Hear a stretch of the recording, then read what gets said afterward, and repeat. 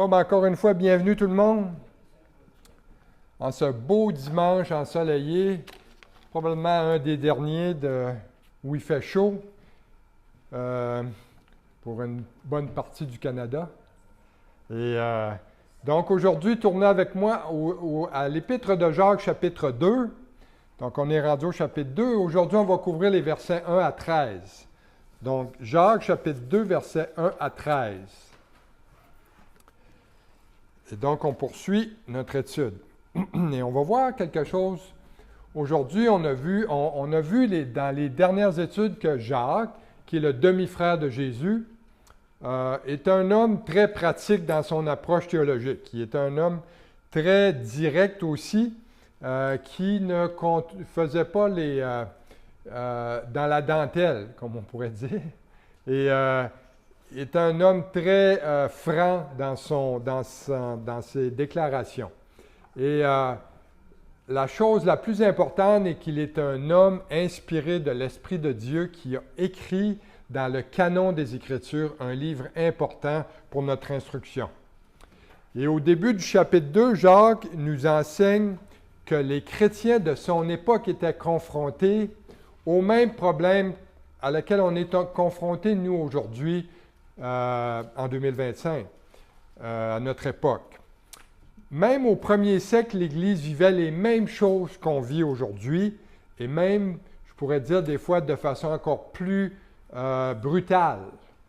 Et ce dont Jacques parle est ce qu'on pourrait appeler peut-être un genre d'injustice sociale. On va appeler ça comme ça, qui va entraîner la discrimination et le favoritisme selon le statut social d'une personne. Et vous allez prendre le chapitre 2 et on va lire les 13 premiers versets. Alors, lisons ensemble. Verset 1. « Mes frères, que votre foi en notre glorieux Seigneur Jésus-Christ soit exempte de toute acception de personne. Supposez en effet qu'il entre dans votre assemblée un homme avec un anneau d'or et un habit magnifique, il y entre aussi un pauvre misérablement vêtu. Si tournant vos regards vers celui qui porte l'habit magnifique, vous lui dites « Oh, toi, assieds-toi à cette place d'honneur. » Et si vous dites au pauvre « Toi, tiens-toi là debout. » Ou bien « Assieds-toi au-dessous de mon marchepied. » Ne faites-vous pas en vous-même une distinction? Et ne jugez-vous pas sous l'inspiration de pensées mauvaises? Écoutez, mes frères bien-aimés, Dieu n'a-t-il pas choisi les pauvres aux yeux du monde pour qu'ils soient riches en la foi et héritiers du royaume qu'il a promis à ceux qui l'aiment? Et vous, vous avilissez le pauvre. Ne sont-ce pas les riches qui vous oppriment et qui vous traînent devant les tribunaux? Ne sont-ce pas eux qui outragent le beau nom que vous portez? Si vous accomplissez la loi royale selon l'Écriture, tu aimeras ton prochain comme toi-même, vous faites bien. Mais si vous faites exception de personne, comme vous commettez un péché, vous êtes condamnés par la loi comme des transgresseurs, car quiconque observe toute la loi mais pêche contre un seul commandement devient coupable de tous. En effet, celui qui a dit « Tu ne commettras point d'adultère » a dit aussi « Tu ne tueras point ». Ou si tu ne commets point d'adultère mais que tu commettes un meurtre, tu deviens transgresseur de la loi. Parlez et agissez comme devant être jugés par une loi de liberté. Car le jugement est sans miséricorde pour qui n'a pas fait miséricorde. La miséricorde triomphe du jugement. Il y a beaucoup de choses à expliquer dans ça, alors prions. Seigneur notre Dieu, on s'approche de toi et de ton trône, Seigneur, pour que tu enlèves toute distraction de nos cœurs, de nos pensées aujourd'hui, et qu'on puisse se concentrer sur le message que tu as pour nous, Seigneur.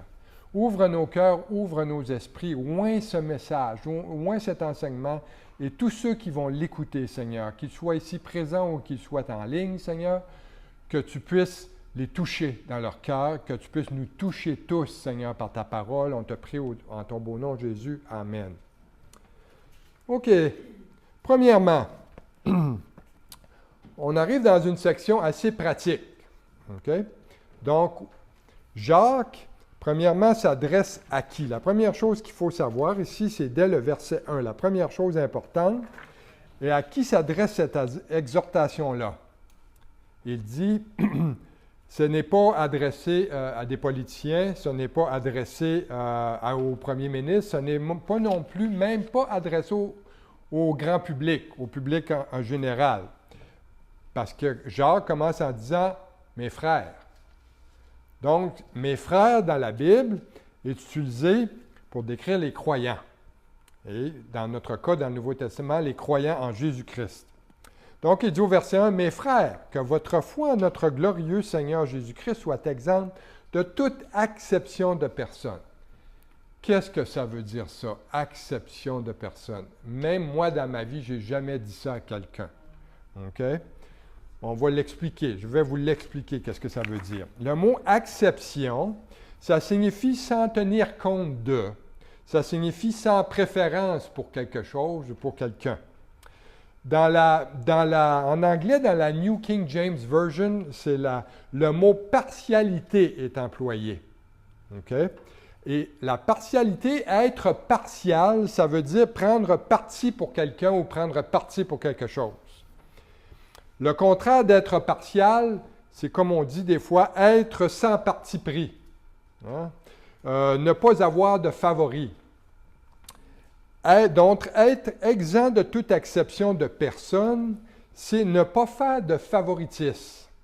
Ou, si vous voulez, ne pas avoir de préjugés. Ou encore, ne pas faire de discrimination. Donc, ne pas avoir de parti pris, comme on dit des fois dans un langage courant.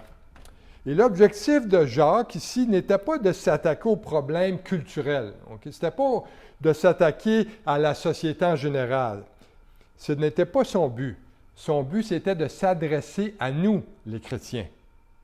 Et il fait référence ici à l'intolérance et aux préjugés qu'un chrétien peut avoir envers quelqu'un d'autre, à cause soit de son rang social, ou encore de la couleur de sa peau, ou son origine ethnique, ce genre de choses-là. Et à son époque, il faut comprendre qu'il y avait beaucoup de préjugés et de haine fondés sur le statut social des personnes, sur leur origine culturelle et sur leurs convictions religieuses, et même plus qu'aujourd'hui. D'ailleurs, dans le monde antique, les gens étaient systématiquement catégorisés selon qu'ils étaient soit juifs ou gentils, ou, si on veut, on appelle aussi païens, ou encore esclaves ou libres, parce que l'esclavage avait cours, cette époque-là, et ou encore vous étiez catégorisé entre riches ou pauvres, ou encore entre grecs ou barbares. C'est des termes que Paul emploie dans ses lettres. Donc, mais ce n'était pas ce que Jacques cherche à changer ici. Donc, il écrivait pour rappeler aux croyants, incluant vous et moi, que ces choses-là n'ont pas leur place dans le corps de Christ, les choses qu'on va voir. Son but était d'écrire à l'Église. Et il y a deux raisons essentielles pour lesquelles on ne devrait jamais voir le favoritisme ou les préjugés dans le corps de Christ. Deux raisons. Et ça, vous ne l'avez pas comme question, mais c'est bon de le noter. La première raison est qu'être impartial, c'est être comme Dieu.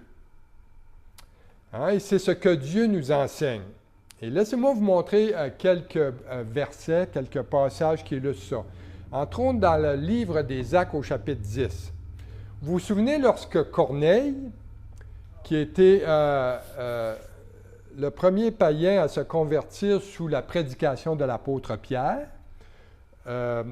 Corneille, donc, était un non-juif, était un païen. Et lorsque Pierre a reçu sa vision lorsqu'il était sur le toit de Simon, le corroyeur, eh bien, un ange lui est apparu, une vision, c'est-à-dire lui est apparue, et il a dit « mange que tu vois ». Et les Juifs ne mangent pas des viandes impures. Ils ne mangent, donc, selon les rituels du judaïsme. Et il y a eu 3 fois la vision. Et ce qui est arrivé, c'est qu'il y a eu 3 hommes qui se sont présentés après et qui lui ont dit « Viens, notre maître t'appelle, il veut te voir ». il a reçu une vision de Dieu, et Dieu, dans sa vision, lui a dit de faire venir Pierre.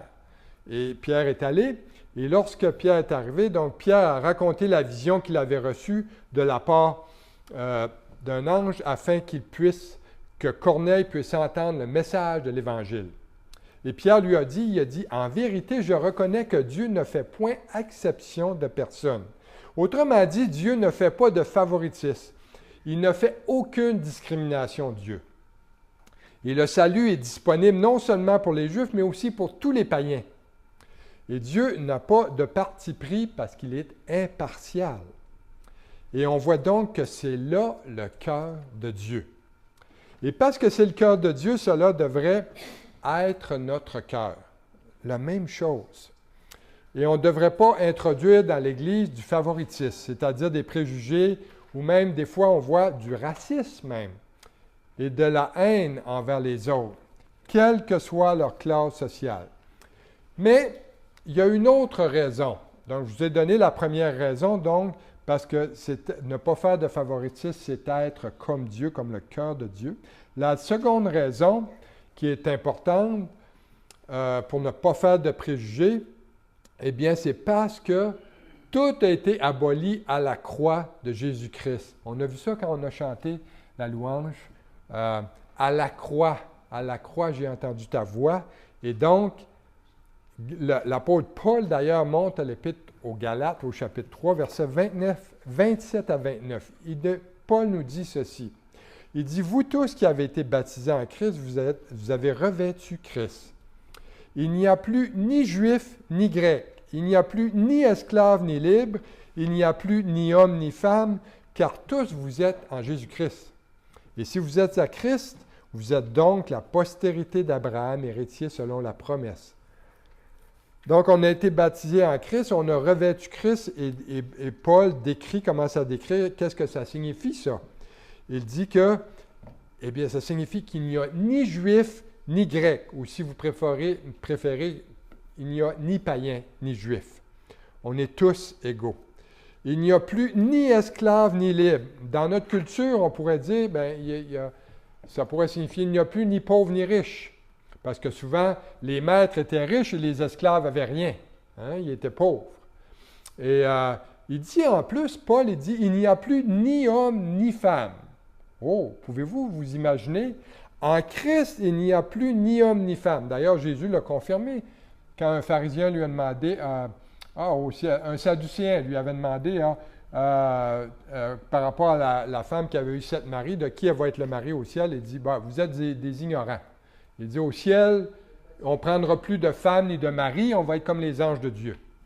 Donc, et au ciel, donc, en Christ, il n'y a ni homme ni femme.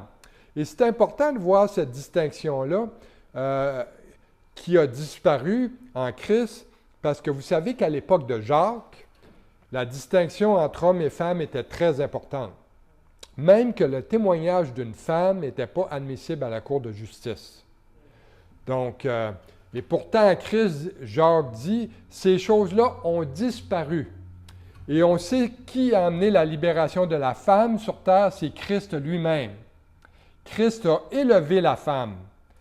Dans les cultures anciennes, la femme était considérée moindre que l'homme, mais quand Christ est venu sur terre, il a émancipé la femme, il a relevé le statut de la femme. Elle est l'égale de l'homme devant Dieu. La femme n'est pas différente.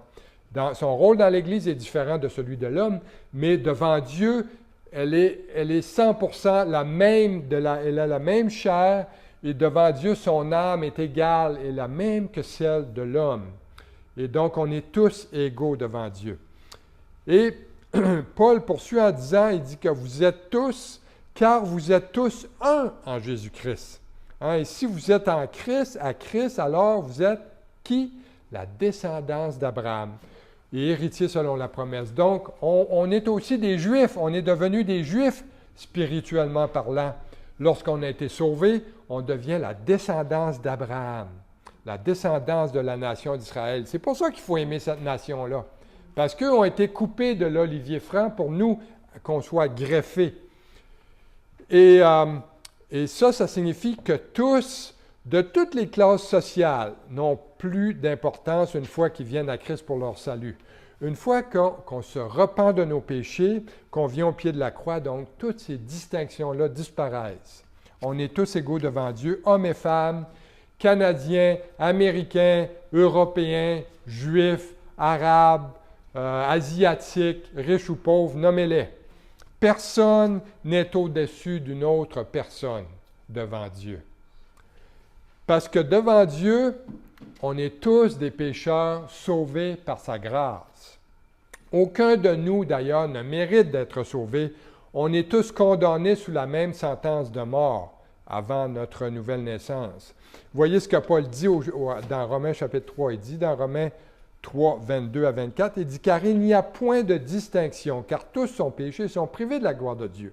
Ils sont gratuitement justifiés par sa grâce, par le moyen de la rédemption qui est en Jésus-Christ. » Donc, Paul dit qu'il n'y a plus de distinction, car tous ont péché et sont privés de la gloire de Dieu.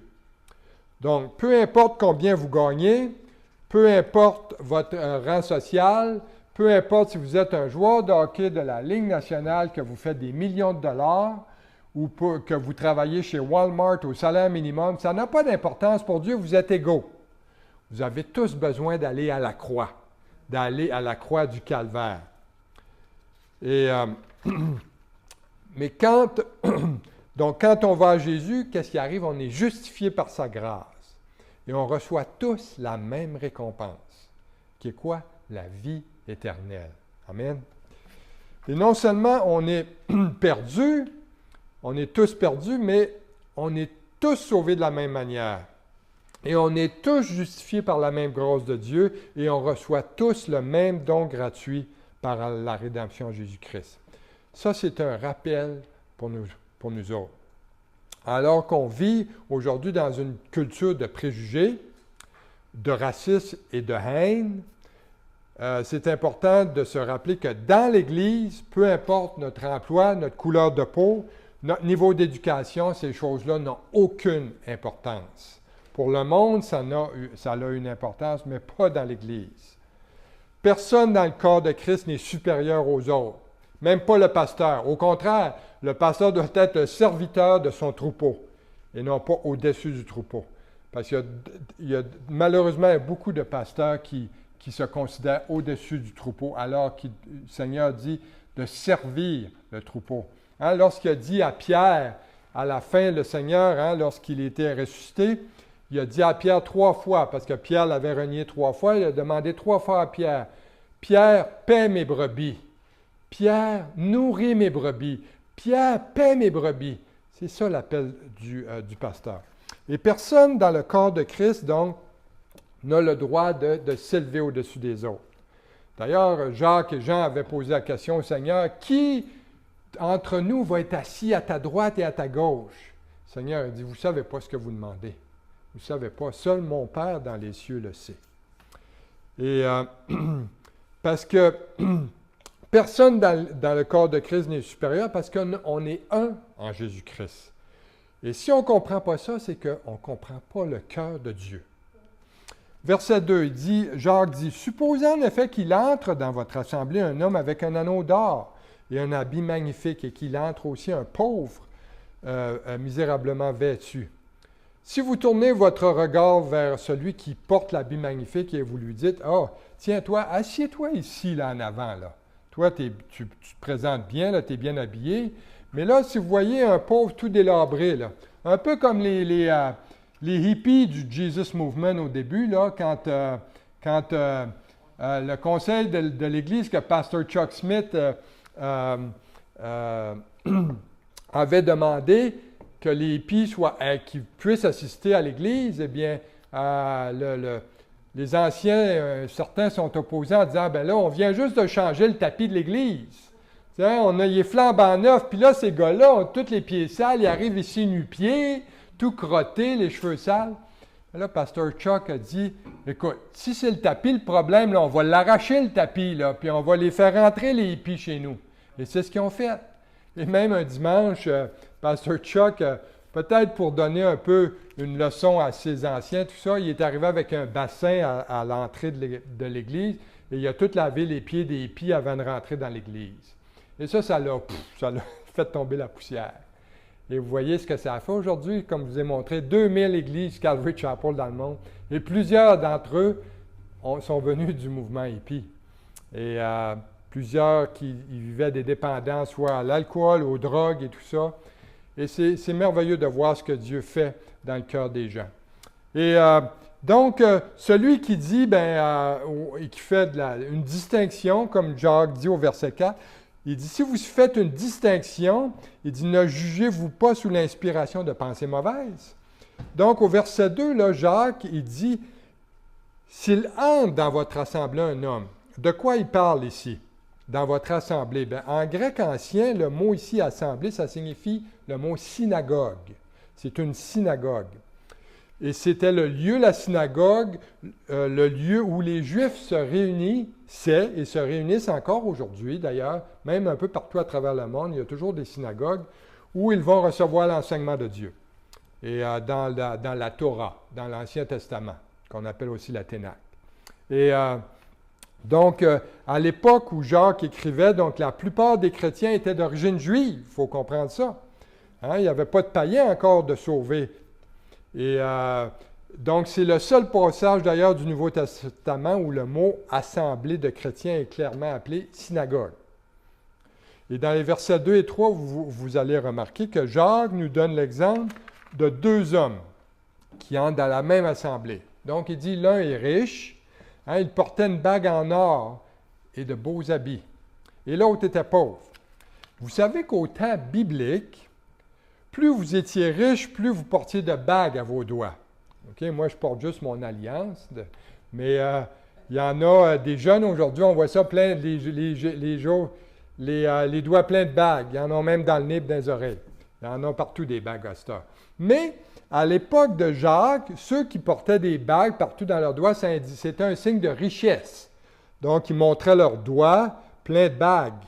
Et même, il y avait des boutiques à Rome où on pouvait louer des bagues pour les grandes occasions, pour faire croire aux autres qu'on était riche. Et donc, là, Jacques dit qu'un homme riche et un autre pauvre, il rentre dans l'assemblée. Et il nous dit au verset 4 que si on fait distinction entre ces deux hommes-là, eh bien, on se comporte comment? En juge. On juge avec de mauvaises pensées. Mais pourquoi c'est mal de faire des distinctions? Parce que les distinctions de classe sociale sont mauvaises pour le corps de Christ. Hein, car on juge les gens selon quoi? Selon leur apparence extérieure. Elle dit, lui, lui, regarde, il a une belle carrière devant lui. Lui, c'est un gars, un homme bien, très instruit, ou un autre, écoute, il gère une grande entreprise. On a toujours ces considérations-là en tant qu'humain. Et ça, ce n'est pas le cœur de Dieu. Hein? Devant Dieu, ça n'a aucune importance. Et d'ailleurs, c'est tout le contraire. En fait, le Seigneur, lorsqu'il voit les gens, il ne les voit pas comme nous. Alors, regardez bien un passage de la parole, que vous avez dans vos questions d'ailleurs. Dans le passage de 1 Samuel, chapitre 16, verset 7. L'Éternel a dit à Samuel ceci, il dit, « Ne prends point garde à son apparence et à la hauteur de sa taille, car je l'ai rejeté. L'Éternel ne considère pas ce que l'homme considère. L'homme regarde à ce qui frappe les yeux, mais l'Éternel regarde au cœur. » Ça, c'est un passage puissant. Parce que c'est adressé à qui? C'est adressé à Samuel. Samuel le prophète, à qui Dieu s'adressait. Et Dieu fait comme une réprimande à Samuel ici, quand il contemple la beauté et la stature des frères ou des enfants d'Isaïe et des frères de David. Et donc, Isaïe a tout fait parader ses fils devant le prophète Samuel, et Dieu les a tous rejetés. Il a dit, il t'en reste pas un autre. Il dit, oui, mais lui, il paie les brebis au champ. C'est le petit dernier, là. C'est un petit blond, là. Et puis lui, il s'est présenté devant Samuel. Mais Dieu a dit à Samuel, il dit, c'est pas, lorsque Samuel a dit, là, il a été impressionné par les autres, il dit, Dieu lui a dit non, ce n'est pas lui que j'ai choisi pour être roi sur tout Israël. Et Dieu a dit, ne regarde pas à ces gens-là avec tes yeux, parce que moi, je regarde au cœur. Donc, Dieu, nous les humains, l'homme regarde l'extérieur, mais Dieu, lui, regarde le cœur. Et d'ailleurs, ça, c'est une clé pour comprendre toutes les Écritures. Vous savez ça? Dieu ne se soucie pas des choses extérieures. Il se soucie de nos cœurs.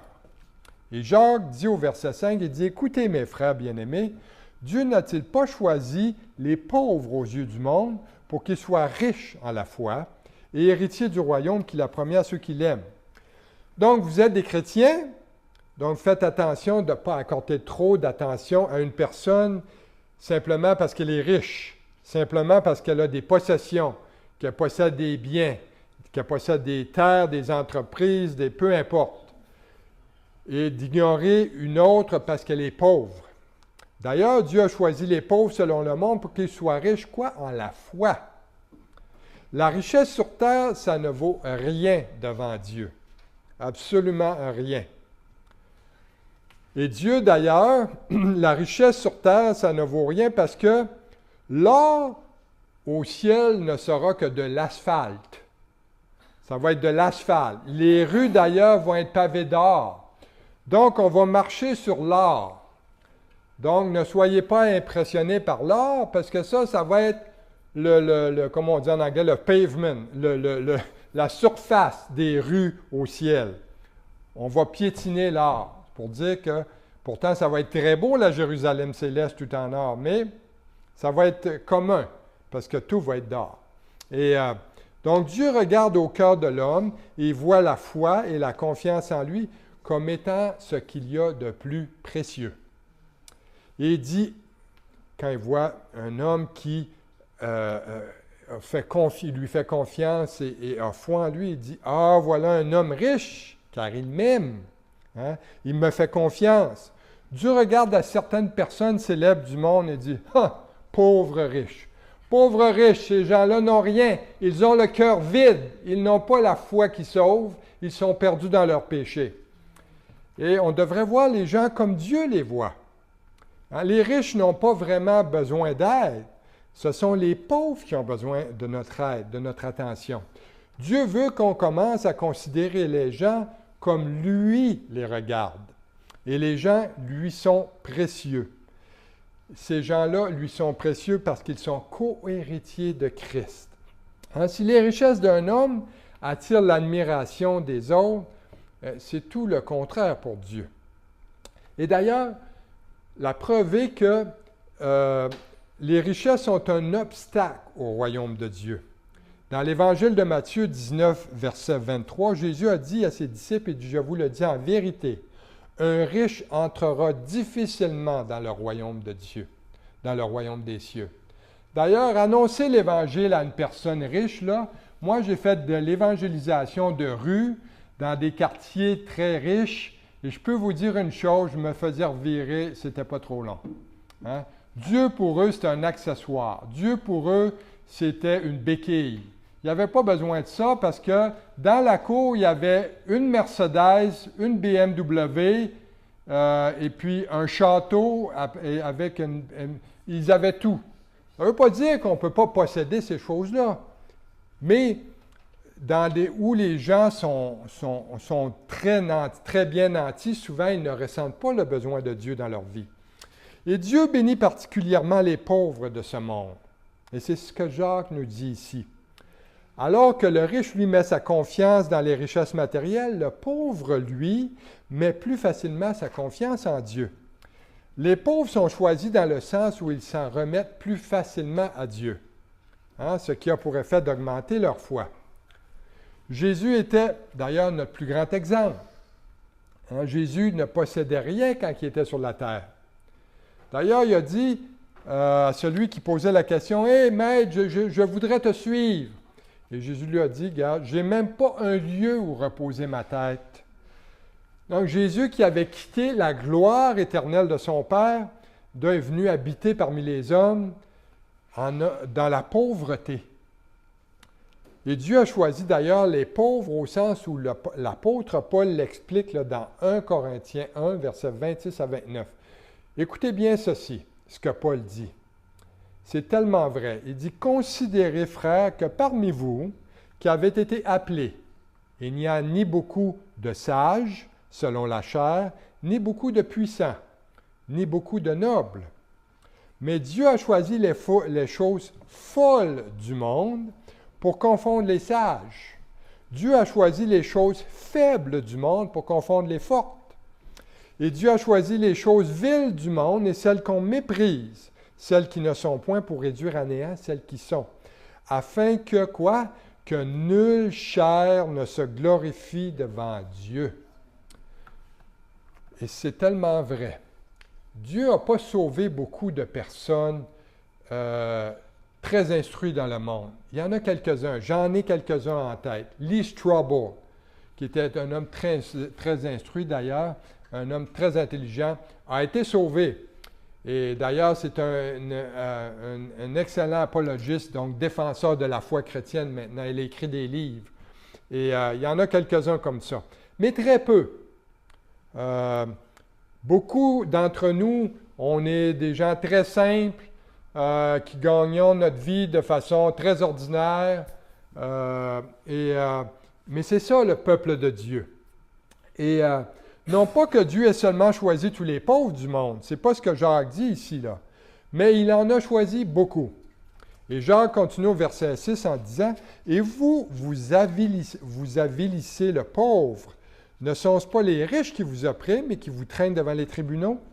Ne sont-ce pas eux qui outragent le beau nom que vous portez? » Jacques ici pose une question, verset 6.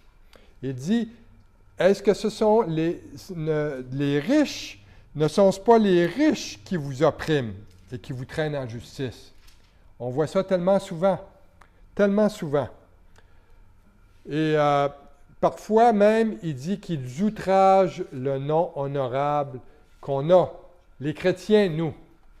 Et on a vu ça durant la pandémie.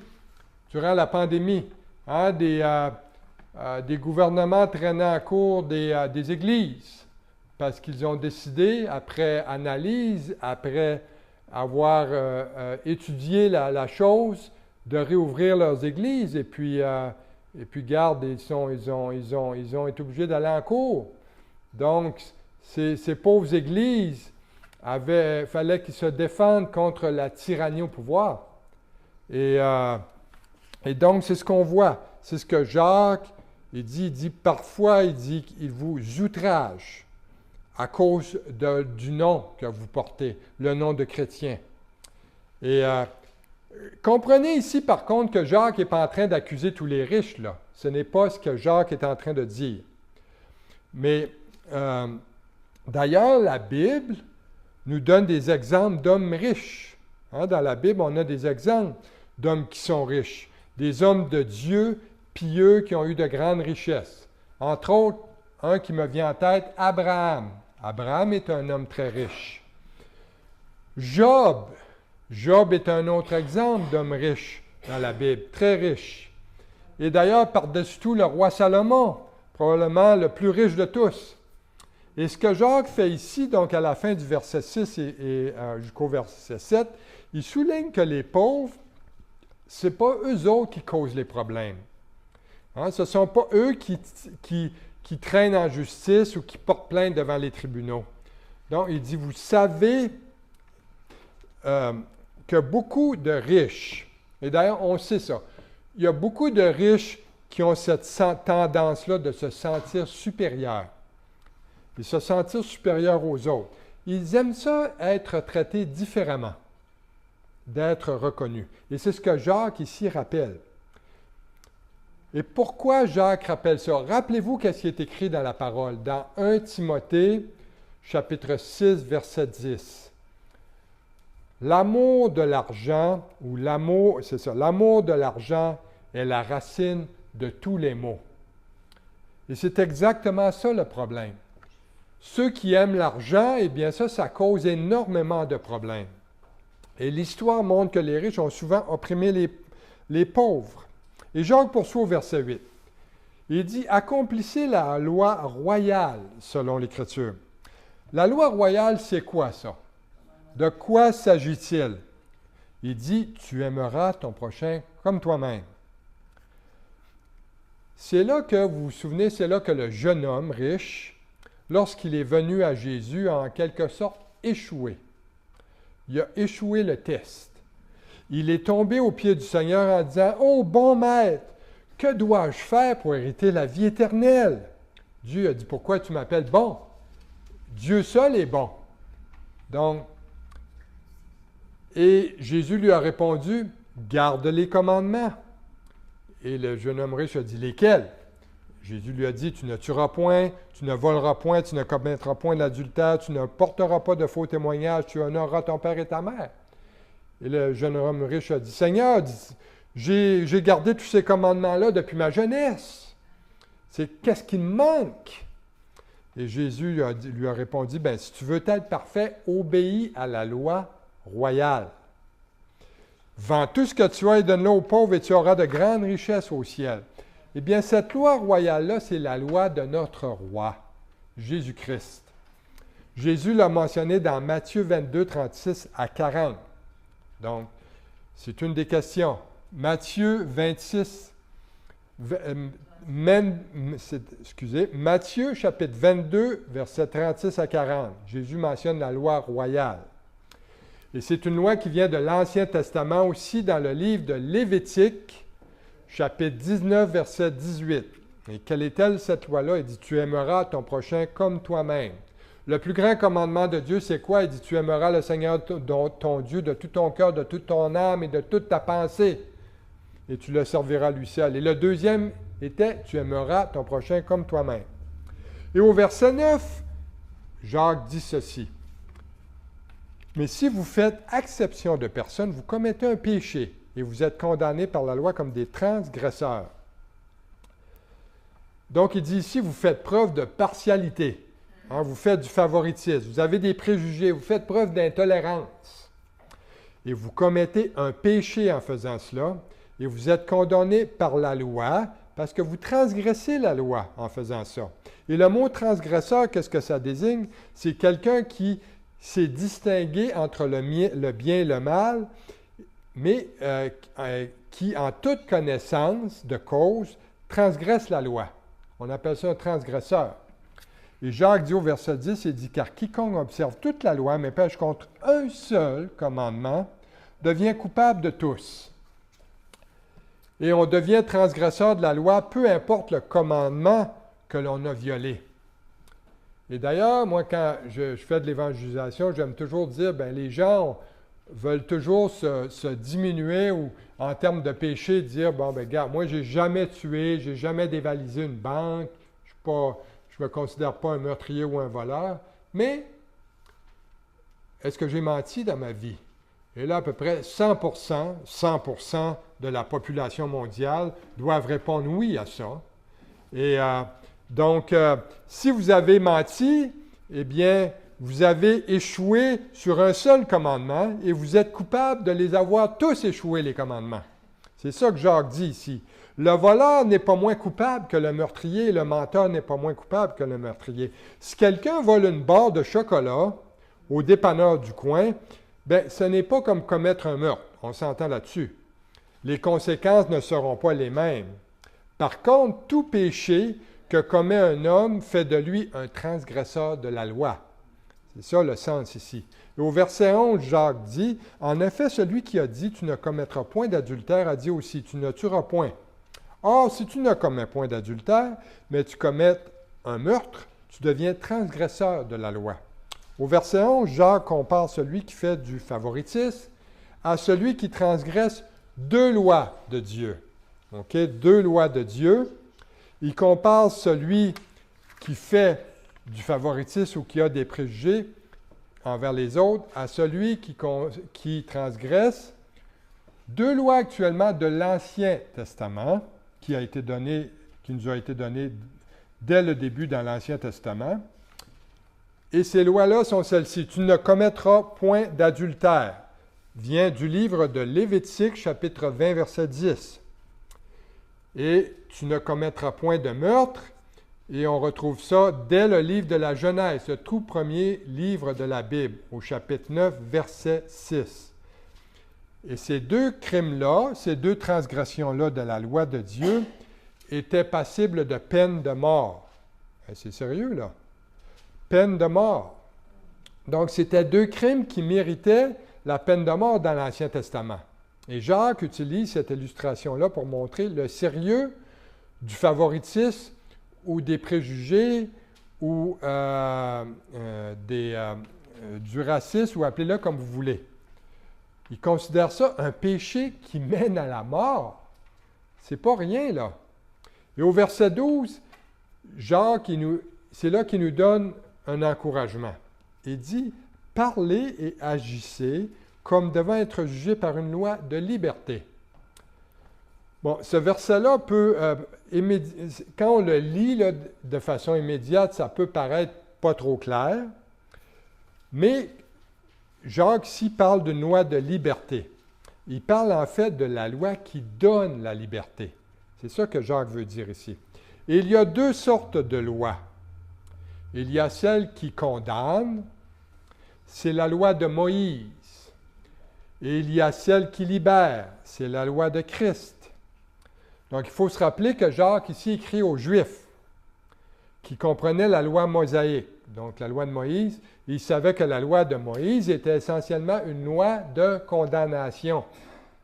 Et la loi de Moïse, tout ce qu'elle faisait, c'était de vous dire à quel point vous étiez de mauvaise personne, que vous étiez corrompu.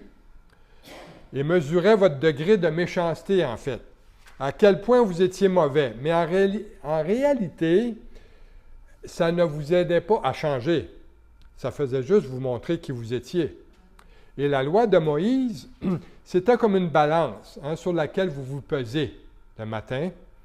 Ça vous indique combien vous pesez et combien de livres vous voulez perdre, mais ça ne vous donne pas la technique pour perdre du poids. Donc, la loi donc nous a été donnée pour révéler notre cœur, pour ensuite nous amener à la croix.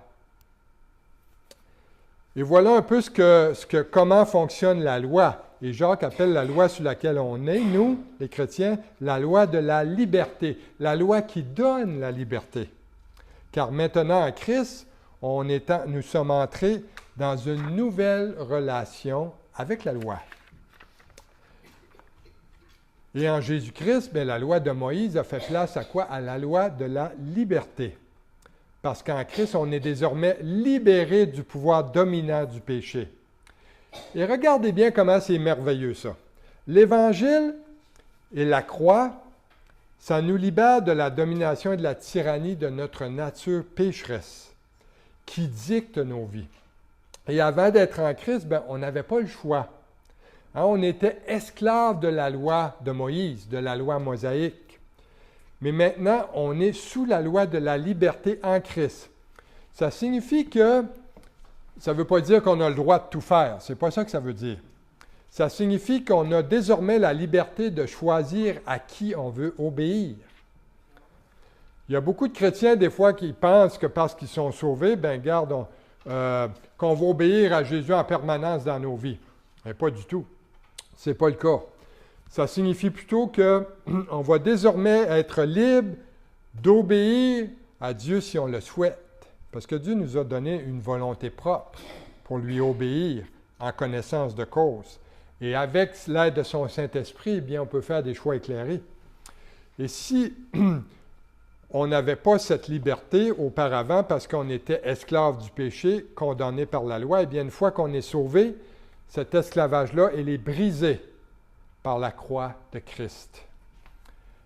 Et on a cette loi-là qui nous donne la liberté d'obéir à Christ ou encore de ne pas lui obéir. Et le pouvoir du péché qui nous poussait à suivre cette voie-là, a été brisé par Christ, par la croix de Christ. Et là, on peut choisir de pécher encore. C'est un choix qu'on fait éclairé. Mais tout chrétien qui a suivi le Seigneur pendant plusieurs années le sait, le fait de naître, d'être né de nouveau, ça ne signifie pas qu'on a arrêté de pécher. ça signifie tout simplement qu'on a la liberté de nous tenir éloignés du péché ou encore de nous laisser entraîner par le péché.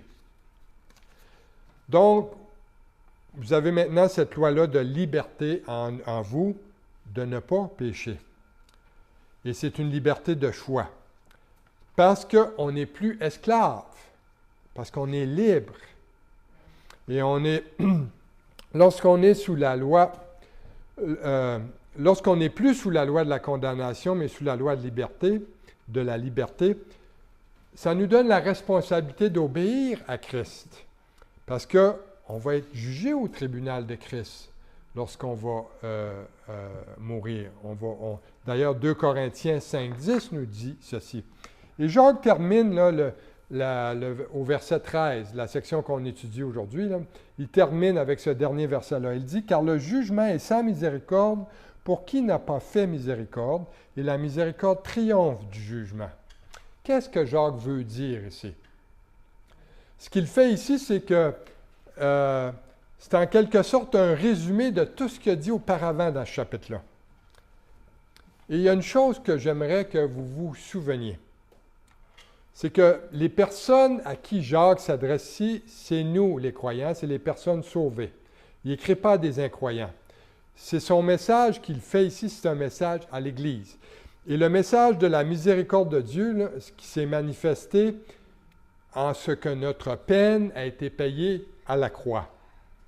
Et donc, quand il parle de miséricorde, il ne parle pas de la miséricorde là, pour le salut éternel. Il dit que la miséricorde que nous manifestons aux autres en tant que croyants, bien, on la manifeste en réalité à Dieu. Okay? On reçoit en retour ce que l'on manifeste. Autrement dit, on récolte ce qu'on a semé. Il parle de semer et de récolter en tant que chrétien né de nouveau. Et c'est ce que Jésus nous a dit d'ailleurs sur le sermon sur la montagne. Dans Matthieu chapitre 7, les 2 premiers versets, Jésus a dit « Ne jugez point, afin que vous ne soyez point jugés. Car on vous jugera du jugement dont vous jugez, et l'on vous mesurera avec la mesure dont vous mesurez. » Oh boy! Combien de chrétiens sont concernés par les paroles de Jésus? Et je m'inclus dans tout ça. Pas différentes personnes ici.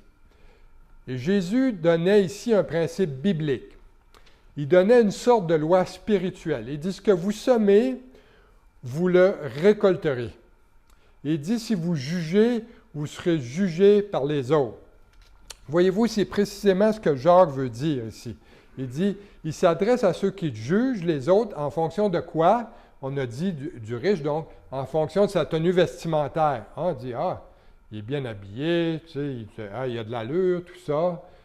Lui, il est habillé en lambeau, ça n'a pas d'allure, tu sais, il est en gogoune, puis tout ça. Et où on juge en fonction du revenu des personnes, en fonction de leur couleur de peau, de leur origine ethnique, en fonction de leur niveau d'éducation. Et on se porte en juge. On pose un jugement extérieur sur une personne. Et Jacques dit, faites pas ça. Parce que ça n'a pas sa place dans le corps de Christ. Parce que Dieu ne considère pas les personnes de cette façon-là. Et il ne veut pas qu'on les considère non plus comme ça. Et les personnes qui font partie du corps de Christ, donc, sont nos frères, sont nos sœurs, et sont co-héritiers avec nous. Et on n'est pas supérieur ni inférieur à quiconque dans le corps de Christ. Donc, en terminant, j'aimerais ça vous illustrer un exemple dans la parole qui parle de jugement sans la miséricorde. Ce n'est pas un jugement par rapport soit aux vêtements ou à l'éducation et tout ça, mais vous allez voir où j'en viens avec ça. Des fois, on juge les autres pour les mêmes choses que nous, on est coupable. Donc, on ne se regarde pas dans le miroir avant de poser un jugement. Et ceci m'amène à vous parler du roi David. Le roi David, un jour, avait décidé de ne pas aller à la guerre. Ce qu'il a fait, il marchait sur son toit, sur le toit de la maison, et il a vu sa voisine qui prenait un bain, Et là, il l'a convoité, il l'a désiré, et là, ce qu'il a fait, il a envoyé 2 de ses serviteurs lui envoyer ce message. Il a dit, « Le roi aimerait te voir. » Et il a commis l'adultère avec elle. Et quelques semaines plus tard, il a reçu ce mot, « Cher David, je suis enceinte. » Signé Bathsheba. David a envoyé un message à son général Joab pour qu'il envoie Uri, le mari de Bathsheba, chez lui, en permission. Et donc, Uri est allé voir David, et David lui a demandé, « Hey, comment ça va la guerre? »« Ah, ça va très bien. » Et, va donc passer la nuit avec ta femme. On va se voir demain. Et qu'est-ce qui est arrivé? C'est qu'Uri, le mari de Bathsheba, n'est pas rentré chez lui. Il a passé la nuit à la porte du roi David. Et le matin, un serviteur a dit à David, eh bien, tu sais, Uri, là, il n'est pas retourné dans sa maison, il n'est pas allé avec sa femme, il a couché à la porte encore. Et là, David s'est questionné, il dit, il a rappelé au mari, il dit, écoute, qu'est-ce qui t'arrive? Tu es parti à la guerre, là, tu as une belle femme, là, puis tu n'es pas allé passer la nuit avec ta femme, mais c'est quoi ton problème? Eh bien, l'homme il a répondu, eh bien, je pensais que, Uri a dit à David, je pensais que tous mes compatriotes, là, je pensais à eux autres qui sont en guerre, puis moi, gars, aller me réjouir avec ma femme puis avoir du bon temps, moi, je me sens coupable. Ils sont dans les tranchées, eux autres, là, puis ils risquent leur vie. Puis c'est pas juste. Et qu'est-ce que David a fait? Eh bien, il l'a enivré de vin. Il l'a enivré d'alcool, et puis il pensait qu'en le saoulant, que Uri retournerait passer la nuit avec sa femme. Au contraire, Uri a passé la nuit encore à la porte de David. Et là, David a essayé de dissimuler son péché d'une manière très lâche. Hein? Proverbe 28, 13 dit « Celui qui dissimule ses fautes ne prospère pas. » Et David a renvoyé Uri à la guerre en donnant des ordres à son général Joab. Et là, il a dit à Joab, il dit, mets Uri sur la ligne de front, là. Mets-les sur la ligne de front et retire tous les hommes et laisse-les là tout seuls. Et suite aux ordres de David, eh bien, le mari de Bathsheba, Uri, fut tué au combat. Et là, David a épousé sa veuve en pensant qu'il pouvait cacher sa faute avant la naissance de l'enfant, ni vu ni connu. Hein? C'est pas merveilleux, non? Et non, le prophète Nathan est allé le voir. Et là, David croyait que personne n'était au courant de son histoire, là, qu'il avait tout caché, là, qu'il avait caché, bien dissimulé son péché. Et là, Nathan a dit à David, eh bien, David, tu sais, dans ton royaume, il y a un homme très riche, qui a d'énormes troupeaux et de moutons. Et c'est le voisin d'un homme extrêmement pauvre, qui n'a qu'un petit agneau pour qui il y a beaucoup d'affection. Et c'est un peu comme son animal de compagnie. Il dort avec lui la nuit, il mange à sa table. Et l'homme riche a donné l'ordre à ses serviteurs d'aller chez son voisin pauvre et de prendre sa petite brebis de force et de la tuer pour faire manger ses visiteurs. Eh bien, en entendant cela, David s'est mis en colère. Il a dit au prophète, « Cet homme mérite la mort. » Et Nathan il a dit, « Eh bien, tuez cet homme. Tu avais toutes ces femmes-là et tu as pris la femme de ton voisin. Tuez cet homme. » Voyez-vous, celui qui ne fait pas miséricorde, eh bien, on ne lui témoignera pas de miséricorde. Voyez que David a dénoncé, a jugé le péché du riche dont le prophète Nathan lui parlait, et le prophète Nathan voulait lui montrer que c'était lui-même qui avait commis l'adultère et commis un meurtre. Et ça, le Seigneur dit, on vous mesurera avec la mesure que vous utilisez pour les autres. Et c'est pour ça que c'est dangereux de se mettre dans la position de juge et de juger les actions des autres. Et là, je ne suis pas en train de dire qu'il y a des choses dans une Église qu'on a le droit de tout faire. Ce n'est pas ça. Je ne suis pas en train de justifier le péché en disant ça. Je suis en train de dire qu'on ne peut pas se mettre dans la position de juge. On doit examiner tous les faits avant de poser un jugement sur les actions des autres. Jésus a dit, il dit, « Heureux les miséricordieux, car ils obtiendront miséricorde » dans Matthieu 5, 7. Donc, celui qui juge sans miséricorde n'obtiendra pas miséricorde. Et malheureusement, dans l'Épître de Jacques, on voit que le favoritisme, les préjugés, la discrimination, ça existe trop souvent. Trop souvent dans nos vies. Pourquoi? Parce qu'on vit dans un corps déchu. Hein? On vit dans un corps où on se comporte en juge. Et quand est-ce que nos attitudes de jugement vont se terminer? Quand est-ce qu'on va arrêter de se comporter en transgresseur de la loi? Bien, Dieu nous a donné de nombreux exemples dans sa parole et qu'on n'est malheureusement pas différent du roi David dans notre approche de jugement. Mais on va être libéré de tout ça quand le roi des rois sera sur le trône. C'est alors que là, le favoritisme, la discrimination, les préjugés vont disparaître. Car, vous savez, au pied de la croix, on est tous égaux. On est tous égaux devant Dieu. On est tous coupables. On mérite tous le jugement de Dieu et on est tous privés de la gloire de Dieu. Et on doit tous se repentir pour recevoir le don gratuit de la vie éternelle en Christ, par la foi. Amen. Amen. Prions. Seigneur, alors qu'on s'apprête à célébrer la Sainte Seine, Seigneur, on a vu aujourd'hui, Seigneur, que même dans nos pensées, Seigneur, les jugements les plus anodins font de nous, Seigneur, des transgresseurs de ta loi. Et Seigneur, on te prie aujourd'hui que tu pardonnes à nos cœurs.